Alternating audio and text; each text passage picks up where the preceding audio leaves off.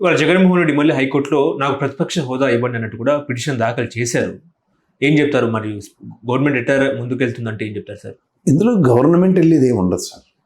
It is under the jurisdiction of speaker, under the court guidance.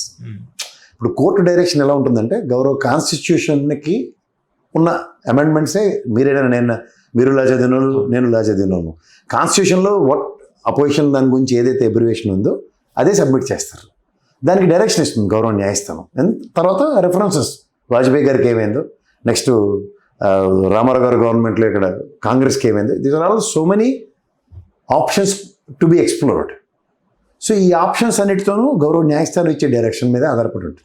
12B ప్రకారం నాకు ప్రతిపక్ష హోదా అయినా ఇవ్వండి అంటున్నారు ఆయన.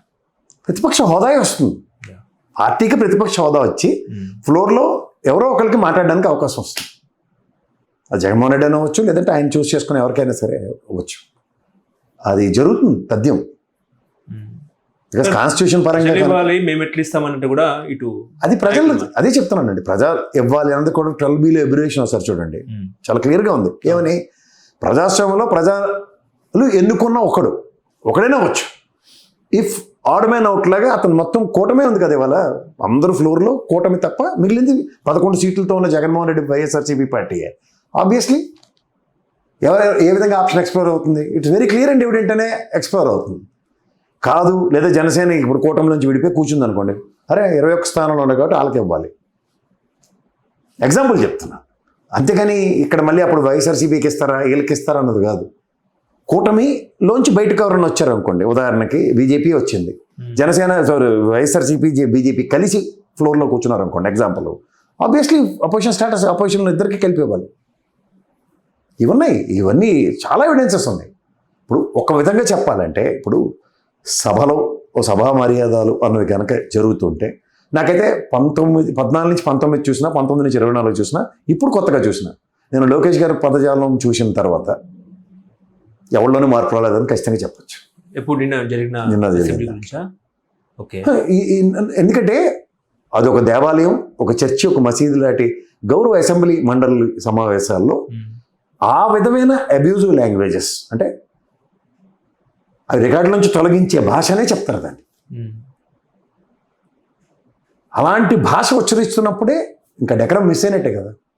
మరి అప్పుడు వైసీపీ నాయకులు ఉపయోగించారు కదా, మీరు మా తల్లిని. అదే చెప్తున్నానండి, ఇప్పుడు మీరు ఉచ్చరించారని చెప్పి నా విజ్ఞతను నేను కోల్పోతే, ఆల్రెడీ ప్రజాస్వామ్యంలో వాళ్ళకి 11 ఇచ్చారా, లేకపోతే 175 ఇచ్చి కూర్చోబెట్టి మిమ్మల్ని మళ్ళీ 11కి కన్ఫర్మ్ చేశారా? ప్రజలే న్యాయ నిర్ణేతలు మీరే చెప్తున్నారు కదా. ప్రజలు ఏం చేయాలో చేసిన తర్వాత మనం ఏం మాడుతున్నాం? Confine to your subject, confine to your explanations. వ్యక్తిగత దోషాలు దేనికి? నిజమే, ఆ రోజు ఫ్లోర్లో మాటలు దొరలే, ఎగ్జాంపుల్ చెప్తున్నాను. మళ్ళీ అవే దొరలాలండి.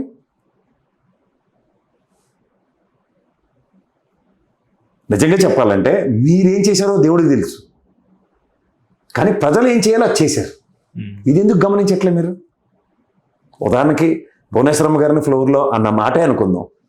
ఆ మాటలో ఇవాళ వంశీని గెలిపించారా, ఆర్తపల్లిని ఇచ్చి ఇట్లా కూర్చోమన్నారా? లేదా కొడాలి నాని ఏదో భాష మాట్లాడు, నచ్చలేదు ఎవరికి, ఆయన గెలిపించారా, ఇంట్లో కూర్చోబెట్టారా? ఈ రెండు ప్రాక్టికల్గా మాట్లాడదాం. ప్రజలు అంతిమ న్యాయ నిర్ణేతలు అయినప్పుడు మీరు ఏం చేయగలుగుతారు? మీరు ఎవరు అసలు ఫస్ట్ ఆఫ్ ఆల్? లేదా చిన్నప్పుడులాగా కాటా కుస్తీలు ఉంటాయి కదా బయట, మా అమ్మని అంటారని ఎవరో, మన అమ్మల మీద ఎవరైనా తిప్పితే మన తిరగబడి ఉంటాయి కదా, అవి ఏమైనా చేశారా మీరు? దానికి మళ్ళీ మీకు పవర్ కావాలని ఒక ఎక్స్ప్లెనేషన్ ఇస్తున్నారు. పవర్ మీరు ఎందుకు తీసుకుంటున్నారు చేతిలోకి? పవర్ ప్రజల దగ్గర ఉంది, ప్రజలు న్యాయాన్ని నిర్ణయించారు, వాళ్ళని ఇంట్లో కూర్చోబెట్టారు.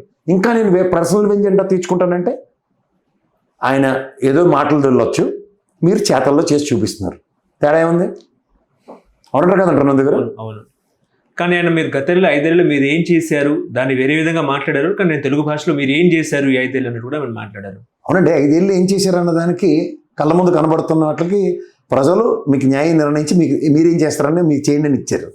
మీరేం చేయడం మానేసి ఆల్రెడీ చేశారనుకుని మా బాధపడితే నేనేం చేయాలా? వాళ్ళు ఏం చేసినా మాకు అనవసరం, అయిపోయింది, ముగిసిన అధ్యాయం అది.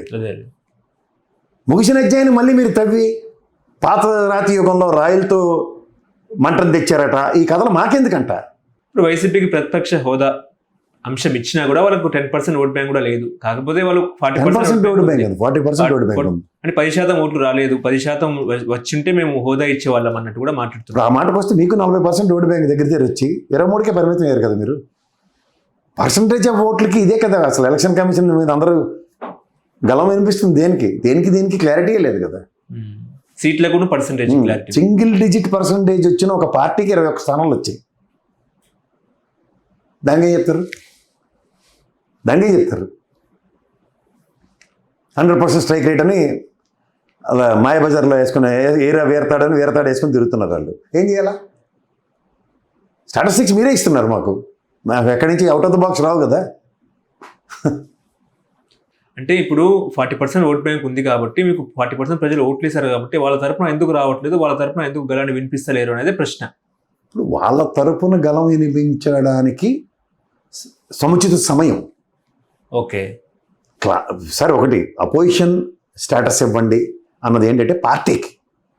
అప్పుడు ఆబ్వియస్లీ టైం ఖచ్చితంగా ఇస్తారు. గౌరవ ముఖ్యమంత్రి గారు మాట్లాడిన దానికి పార్లగా ఆ 11 మందిలో ఒక నిలబెట్టి మాట్లాడడానికి ఛాన్స్ ఉంటుంది అంశాల వారీగా.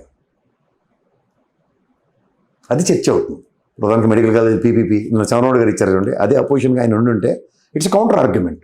ప్రజలకి పీపీపీ విధానం రైటా రాంగా అన్నది చూసే వాళ్ళకి అర్థమవుతుంది. ఇప్పుడు నాకైనా మీకైనా. ఇప్పుడు అదర్వైజ్ నా వెర్షనే ఎగ్జాంపుల్ చెప్తున్నాను, ఆ చంద్రబాబు గారి వెర్షన్. ఈ 2 వెర్షన్లతో ఎవరిది కావాలి? లేదంటే రేపు జగన్మోహన్ రెడ్డి ప్రెస్ మీట్ పెట్టి ఏదైనా వెర్షన్ ఇచ్చాడు అనుకోండి, ఇది అథెంటికేటివ్ ఎలా అవుతుంది? ఉదాహరణకి మీరు 40% ఓటు బ్యాంకు కలిగిన ఒక పార్టీ దాన్ని అఫెండ్ చేస్తుందో డిఫెండ్ చేస్తుందో, అయితే దాని రైట్ అందో రాంగ్ అందో ప్రజలకు తెలియాలి కదా. అదే కదా ప్రజా సమస్యల మీద చర్చ వేదిక గౌరవ అసెంబ్లీ. అక్కడ ఆ పర్టికులర్ జంక్షర్ని మిక్స్ అవుతున్నారు. ఆ జెస్చర్ ఎప్పుడైతే మిస్ అవుతుందో సెమిటోడు మీద సంకం ఊదినట్టే. ఇది the primary motto and purpose of going to the assembly. Okay, ఇప్పుడు మళ్ళీ మీరు చూసారా, అంత జాగ్రత్తగా గమనిస్తే పులివెందులకు సమస్యలు లేవా, దాన్ని చర్చించలేరా, ఇలాంటివి మాట్లాడుతున్నారు. ఇవి కాదు కదా కాన్సెప్ట్. పులివెందుల సమస్యలు చర్చ అన్న కాన్సెప్ట్ అయితే దట్ ఈస్ సెకండరీ థింగ్. ఇప్పుడు మీరు గెలిచిన 124 మంది ఎంతమంది వస్తుంటారు? అటెండెన్స్ కూడా ఉంది. అది కాదు కదా కాన్సెప్ట్.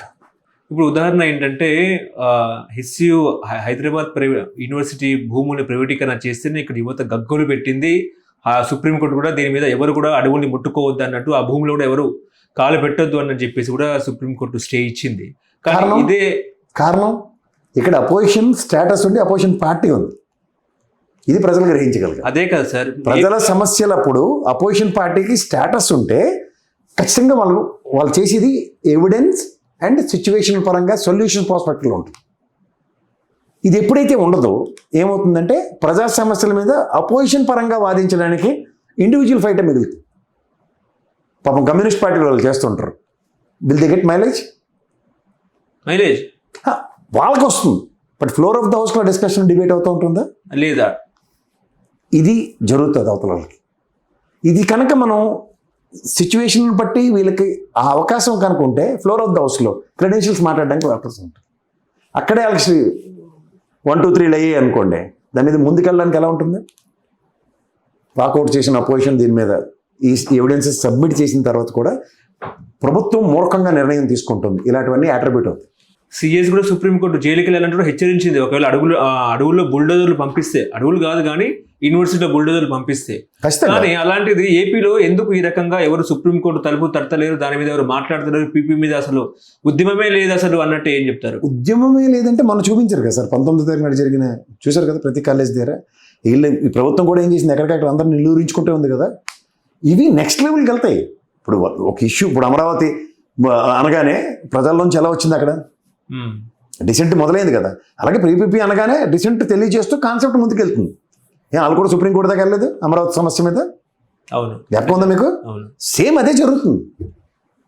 ఇవాళ మీరు ప్రభుత్వ నిర్ణయాల ప్రజారంజకంగా లేనప్పుడు ముందు జరిగేవి ఊహించుకోకండి, అవి తథ్యం.